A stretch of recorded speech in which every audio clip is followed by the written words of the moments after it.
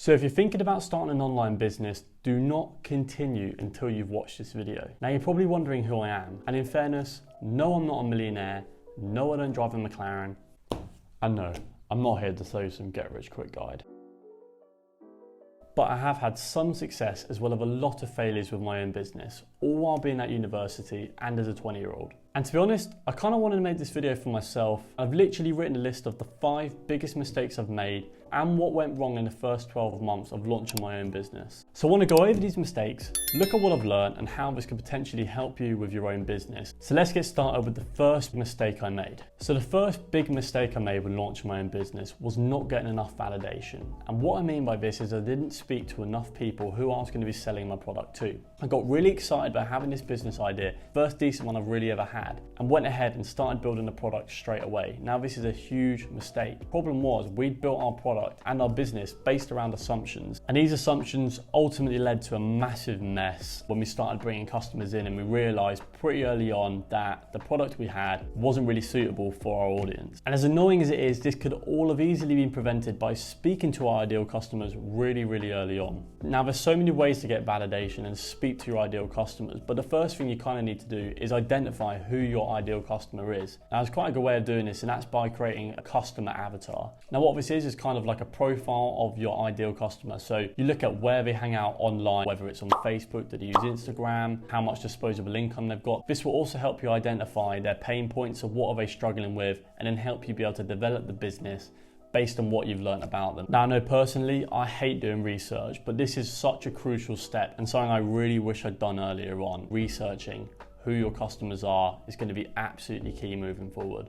Now the second big mistake I made was not having any task priority. Now if you're anything like me, you'll get super excited when you have your business idea, and the first thing you're probably going to do is go launch an Instagram and Facebook account and start building up the sort of social media channels. Now this is obviously a really good thing to do, but what you've got to ask yourself is really how that's going to benefit your business. Again, if you're anything like me, you'll end up getting in a bit of a rabbit hole, spending too much time on creating these pretty posts, which okay is going to look cool, but if no one's going to see them, then you've got to ask yourself what's the point. So the first thing I'd suggest doing, and wish I'd done earlier, was kind of identify what your goals are for the next 1, 2, 3 months, however long it is, and find ways of getting there. So write down again what your goals are, and then think of activities that are going to really help you get to those goals early on. Else you'll kind of feel like you're stabbing in the dark a little bit. You're feeling like you're not making any progress. So pretty early on when you're launching your business, you're probably going to realize what kind of tasks are going to help grow your business. And unfortunately for me, the more I enjoy a task, the less results I kind of see for the business, which is kind of annoying. So for me, in the sort of space I'm in, calling people when doing cold calls and cold emails and outreaching and speaking to people is what grows our business. That's something I didn't used to really enjoy, and I've only really started to enjoy it now I've seen results. It's super hard at the beginning to find out what you enjoy, but make sure the stuff you enjoy is actually going to benefit your business. And chances are, as annoying and frustrating as it is, the stuff that's going to produce the best results for your business are probably going to be the things you don't really enjoy that much. But identifying them early on, again, is going to be absolutely key. Another thing that's really useful is to identify what you're good at and what you're not good at. So what are your strengths and your weaknesses, and where potentially you could get help would be really good to do as well. So the third big mistake I made was not enough focusing on marketing early on. And this is something I thought I really had under wraps and I kind of knew what it was all about. Marketing, social media, Instagram, Facebook, but it's so much more than that. I've only kind of realized that in the last couple of months. Yeah, my marketing strategy for my business was a complete mess. Again, I think this kind of boils down to not getting enough validation. I didn't really know who I was chasing after, or I was chasing after too many people. Why are you running?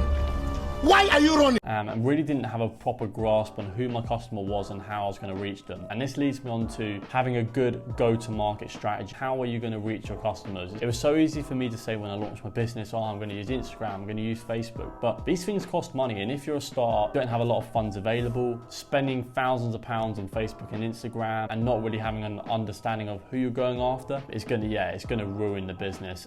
I declare bankruptcy! I ended up spending quite a lot of money on Facebook ads, and these worked to a certain extent, but again, because I didn't get enough validation early on, we were targeting too broad of an audience and the results weren't really great. And again, if funds are limited, you're going to really need to be creative of how you reach your customers and how you market. And there's so many ways of doing this now. If you're in an e-commerce kind of space and you're using products, you've got Shopify, there is apps you can use that build into Shopify, and you can set up affiliate programs, which are great because again, funds are going to to be limited, so the chances are you're not going to have loads of money to chuck at influencers, but you can build relationships with them, or you integrate it with an affiliate scheme so they get a percentage of each sale. So yeah, really having a strong marketing strategy and go-to-market plan is going to be really, really useful. At the end of the day, you could have the best product in the world, but if your marketing isn't on spot on and you're not targeting the right people, it's all going to be not worth it. Now, the fourth mistake I made was being impatient with results. I say overall I'm quite an impatient person, so business for me was something I always thought would happen overnight, and when you've got Instagram, Facebook, and you've got all these big people on there, it's so easy to think these things happen overnight, but they really, really don't. We're still not making any money. We're almost a year down the line since we kind of started the business, and we're still not making any money. I am never going to financially recover from this. Not a great situation to be in, but you've always got to think long term and think about providing value first before you start taking money from anyone, especially if you're doing a service-based business like we're doing. Being super patient with results and not always chasing after money, but trying to provide value. I had no idea about this. I was always focused on trying to make money, really focusing on providing value first, and taking that sort of financial L is going to be hard, but going to be really worth it long term. So going back a few months now when we launched, I remember we'd built up this huge email list. We had like a landing page and built a load of emails up ready to send out on launch day. I was so gassed to get going and launch the product. Send that email out on, I think it was a Monday or Wednesday morning, thinking we'd get hundreds of signups. We got 6. Some people can't handle success. I can. 6 signups on our first day of launch, and this was really disheartening for me. And yeah, it was something really hard to deal with. And I remember thinking like, this isn't worth it. I'm going to quit all of this, which in hindsight is stupid to say. But you know, when you're in that position and you worked really hard to build up this email list, and you really believe in your product, and then it's quite disheartening to see no one's actually signing up and showing real any interest. But you've got to be prepared for that and stick with it as well. Always think long term, and don't be disheartened on the first day if it doesn't work or the first few months. Stick with it, and 100% if you're providing the value, you will see results eventually. So the 5th big mistake I made, although there's so many other mistakes, was not having a real strategy. I know it sounds really stupid, but I kind of had a business plan. I had a rough idea of kind of what I wanted to do with the business. But this plan was so long term. We're talking about getting offices, doing like 5 mil revenue and stuff like this. That was so out of reach, and still's a long way away. It's not really useful. You need to have a plan for the long term and a plan sort of for the short term as well. And this plan needs to be adaptive as well. You don't know what's going to happen. I didn't know I was going to get 6 people on our first day. I was expecting like 400 or 500 plus. It didn't happen that way. We've hit that now, but at the time, we didn't know that was going to happen. And we hadn't prepared for that either. But if we'd had a plan that was adaptive, we'd have been able to deal with that issue a lot better and a lot earlier on. And we actually had to relaunch the entire business to drive our users up. And if we'd planned early on and had a strategy for that, when we got 6 users on day 1, I wouldn't have been scared.